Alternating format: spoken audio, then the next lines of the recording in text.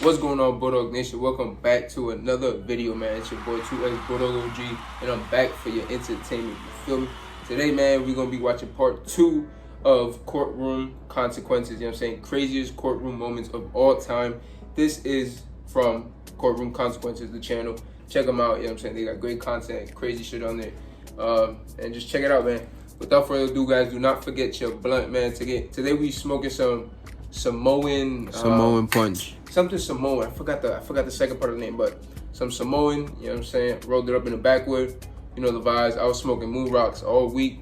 You know what I'm saying? That shit was hard to like break up because it's so sticky, icky. But we passed that, man. Let's get straight into the video. Comment, like, subscribe. Let's go. However, the same cannot be said for Adrian Dunn. This is Adrian Dunn, who is facing charges for murder in San Antonio. Adrian, an ex-convict, was sentenced for the murder of Rakim Tariq Charles. Police said that Adrian shot Charles in the back during a drug deal in a parking lot on July 16th, 2012. To make matters worse, this wasn't like Dunn's first encounter with law enforcement. Into prison twice for possessing a firearm after this murder. He committed another shooting a month before this murder. Man, be tripping. And he's shown zero remorse. Prosecutors urged the jury to impose the maximum sentence, noting that Adrian had an extensive criminal history and had shown no remorse for the murder. Prosecutor Jason Goss can be seen here holding the hand of the victim's parents. Before arguing to the jury that a life sentence was necessary to prevent another family from suffering, as Charles' family had. Her son, who has to suffer, and this family who has to suffer because of the defendant. And that's why we're asking you for a life sentence. If you thought the crimes were horrendous, wait till you see how Adrian reacted to his sentence. Throughout the trial, Adrian showed no remorse and couldn't have been less concerned. He was found guilty of the crime. Still, his attorney argued that a sentence of 35 to 40 years would be more appropriate. His reasoning? Don't give Adrian a chance. Well, fucking don't care, man. And try to make something of himself so that when he gets out, if he ever gets out, he can try to be an asset to our community. However, the jury deliberated for just 2 hours before returning with a sentence of life in prison. As the jury's they said, nah, B. Adrian began to fight with Bexar County Sheriff's deputies, attempting to escort him from the courtroom. Dunn's behavior was marked by profanity and outbursts. He was eventually subdued and removed from the court. Adrian's case can be termed a drug case gone bad. However, while he remains stoic and combative, there are other convicts who break down in court and feel genuine remorse for their actions, like in the case of Ellis Nelson Ortiz Nieves. This is Ellis Nelson Ortiz Nieves. The bruises, some of the bruises were in the shape of a belt buckle. I'm gonna let you sit here and say no crazy shit about me, man. No, man, because he's saying shit he don't even know, man. He's facing charges for the murder of an infant in Michigan. The cause of death was physical abuse, which was later ruled as murder. The 4-year-old boy, Giovanni Mejias, was the son of Ortiz Nieves' girlfriend, Sonia Hernandez. Sonia claimed she had no involvement in the crime. However, her neighbor had a different side of the story. Sonia was well aware. She was well aware of what was happening because she told him that was his responsibility to whoop them. Ortiz Nieves denied abusing the boy, but the judge and prosecutors believe his beating the child resulted in his death. Kent County deputies reported that when they arrived at the Gaines Township trailer, where Ortiz Nieves was left to care for several children under 11, it was here that they found Giovanni left on the kitchen floor. An autopsy showed that Giovanni died from internal bleeding caused by an abdominal tear, which would have been caused by an adult, not a child. During the trial, Kent County Circuit Court Judge Mark Trusock can be heard condemning Ortiz Nieves' actions, reprimanding him in very strong words, and insisting that he should never be allowed out of prison. You are the lowest form of human life that I've been able to observe or see. That you committed this murder and that you beat this little boy to death. The judge described the injuries suffered by Giovanni before his death, causing Ortiz Nieves to become upset and struggle with deputies, who had to remove him from the courtroom. You had put cigarettes out on this poor little child. There was evidence of that from the pictures. Anybody says anything back there?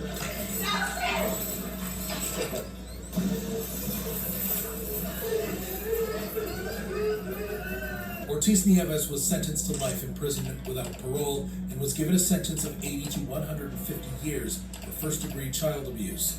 Ortiz Nieves' reaction might suggest that he is guilty. However, this wasn't the only time a convict reacted emotionally to their sentence. There is the case of Jordan Fuss. This is Jordan Fuss. I'm sorry. I wish it was me. He didn't deserve it. I did. Facing charges for manslaughter in Fort Lauderdale, Florida. The 22-year-old was found guilty of DUI manslaughter in a 2014 crash that claimed the life of 6-year-old Santiago Geraldo.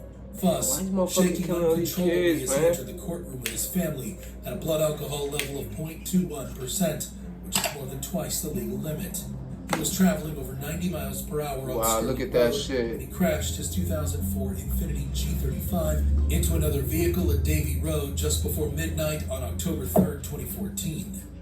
Prosecutors had sought the maximum sentence for the crime.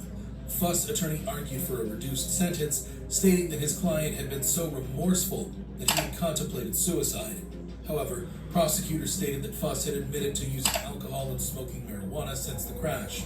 The Geraldo family cried in court, while the defense argued for a lighter sentence. Santiago's father took the stand and had this to say while staring directly into Jordan's eyes. May God forgive you, because I can't. He didn't just take my son's life, he took mine too. During the trial, Fuss can be seen apologizing to the victim's family in tears. I'm sorry. I wish it was me. He didn't deserve it. I did. He also expressed his love for his family members and girlfriend, whom he met online after the crash. Then came the verdict as Jordan was sentenced to 14 years in prison. Only 14 years. The lowest permissible prison sentence allowable by Florida's Criminal Punishment Code, 14.625 years. He continued crying as he learned his fate. I love you guys so much. I love you. Fuss might have learned his lesson. However, some crimes require more than being remorseful, like in the case of Antonio Barbo, a 13-year-old who murdered his own grandmother for money to buy pizza and pot. This is Antonio Barbo, who is facing charges for murder in Wisconsin. 14 years old, Barbo was in court for the murder of his 78-year-old great-grandmother, Barbara Olson. Rather than trying to explain what this 14-year-old monster did, let's hear it directly from the mouth of the killer. I tried to scare her to get money. The boys hid weapons in their pants before catching a ride to be dropped off at Antonio's grandma's house. What happened when the boys got inside is shocking. He knew I was on the run and she said she was going to call my mom. He nodded and then I took the first swing. Okay, and when you say you took the first swing, is with the hand axe? Yes, sir. Antonio also said that he tried to put his great-grandmother's body in a car trunk, but when he couldn't, he left it in the garage and covered it with a blanket. Judy, Barbara's granddaughter, was the person who discovered the body. She quickly ran to a neighbor's house to call the police. Please send an ambulance to the police. My mother is laying in the garage and there's a lot of blood and there's a blanket over her head.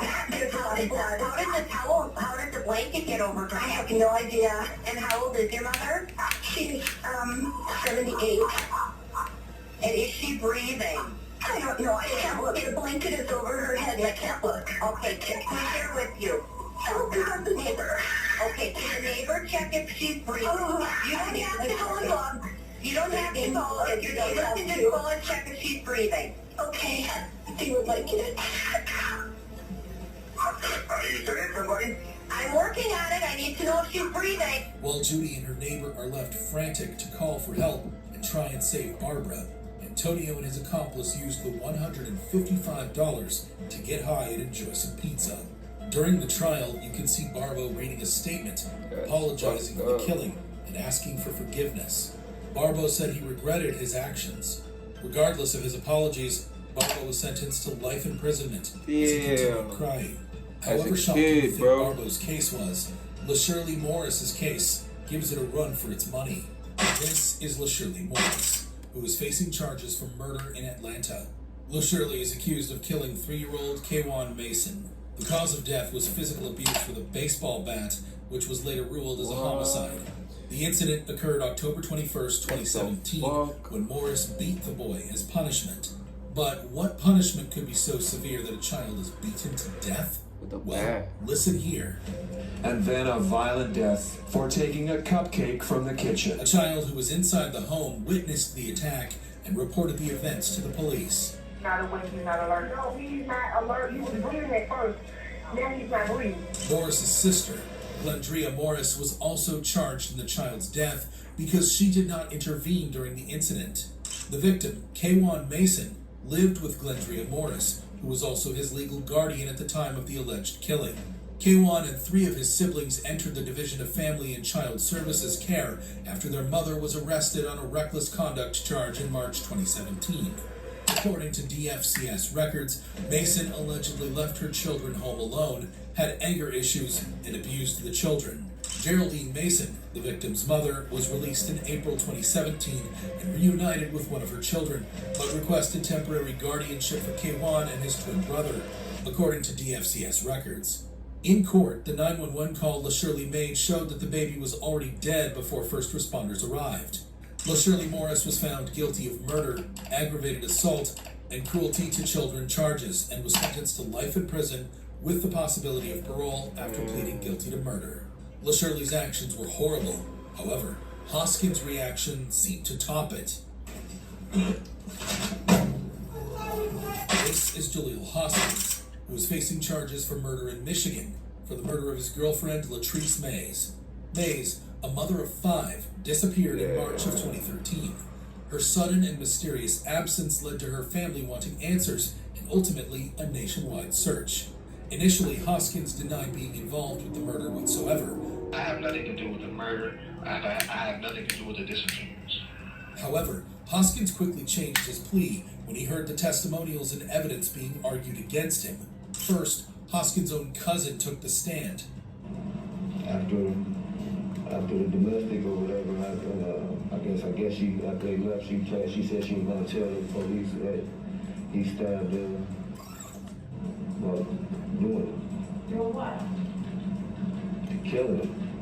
I guess he choked her or something. Did he say he choked her? Yes. Then, one of Hoskins' close friends took the stand. Said, I did her, I need some help, I can't carry her by myself. Lastly, on the same day of the murder, police dashcam footage showed them responding to a call Latrice had made in which she claimed Hoskins was abusing her. After hearing the piles of evidence against him, Hoskins was forced to change his plea. Hoskins pleaded guilty to the murder of Latrice Mays and also admitted to tampering with the evidence. Hoskins, a habitual criminal offender, decided to take Mays' life because he was afraid she would report his assault on the father of 2 of her children to the police. Hoskins was initially charged with open murder, which carries a mandatory life sentence without the possibility of parole. Mays was afraid she would not regain custody of 2 of her children if she did not cooperate with law enforcement in the assault against the children's father. Hoskins was given a maximum life sentence in prison as a repeat offender. He attacked the podium before being restrained by police.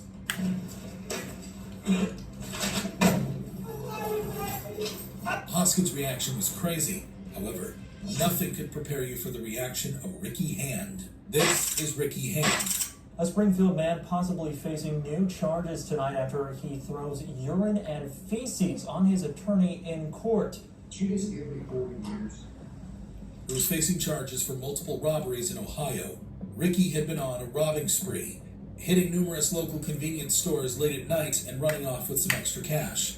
However, this crime spree would soon come to an end the night he decided to try his luck with John's drive-thru. In the footage here, we can find the owner of the shop beginning to close down for the night. Little did this small business owner know, there was an armed Ricky Hand lurking the building. As Ricky began to make his way to the door, he's greeted by the owner who is armed and begins firing to scare Ricky off. After this failed robbery attempt, the shop owner called the police to inform them that there had just been a robbery attempt that resulted in a man getting shot. Yeah, this is John's drive-thru, West Main Street. A guy just tried to rob me and I shot him. He ran out the back door. I think I hit him. It would only take a couple of days for Ricky to admit himself to a hospital in order to treat the bullet wounds he left John's drive-thru with that night. It was here police arrested and questioned him about that night. I did try to rob John's drive-thru. I shot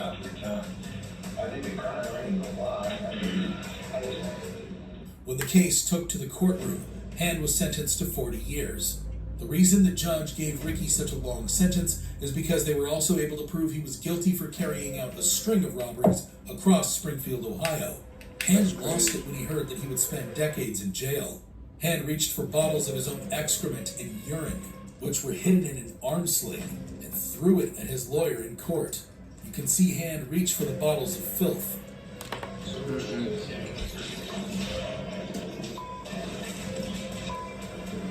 As a result of the courtroom incident, Hand was charged with an additional 5 counts of harassment with bodily substances, 1 for his attorney and 4 for the deputies present. He's also charged with obstructing official business and retaliation. If you thought these reactions were shocking, you'd be amazed at this video of dangerous killers who wanted the death penalty. That's crazy, man. Anyway, guys, yeah, man, I hope you guys enjoy that. These crazy motherfuckers, man. Killing people, killing little kids, man. They don't deserve that shit. That's wild, man. That's these people, they got no control, no patience, no remorse, no love in their heart, man. Bro, man, if you know somebody who's like this or some crazy shit like that, bro, stay away. Make sure, I don't even know, man. Make sure the little ones are safe, something like that, bro. I don't know, man. Do what you can to, like, save who you see could be in danger. Like, you know what I'm saying? Do your part, bro. Do your part. Anyway, man, that being said, I hope you guys enjoy. Drop a like, comment down below, and subscribe to the channel, man. You already know the vibes. So you guys can keep watching these videos and stay tuned. You know what I'm saying?